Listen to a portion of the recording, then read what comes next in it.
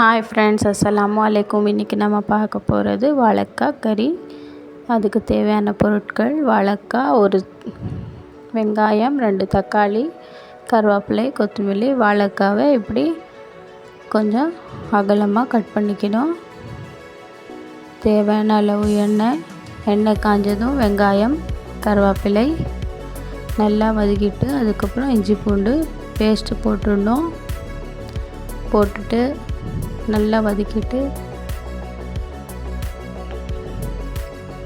1/4 teaspoon தனியா, 1/4 teaspoon மிளகாய்த்தூள், 1/4 teaspoon மஞ்சள் தூள், 1/4 டீஸ்பூன் கரம் மசாலா, 1/4 டீஸ்பூன் மிளகு, அப்புறமா 2 தக்காளி குட்டி குட்டியாக நறுக்கி அதில் போட்டுடணும்.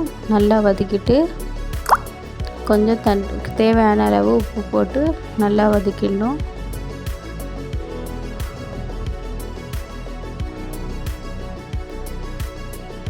வாழைக்காவை இதில் கலந்துட்டு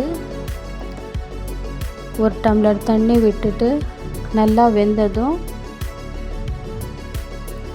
இப்போ நல்லா வெந்துருச்சு ஃப்ரெண்ட்ஸ்.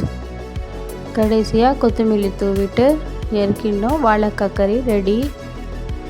வாங்க சாப்பிட்டு பார்க்கலாம். பாய்.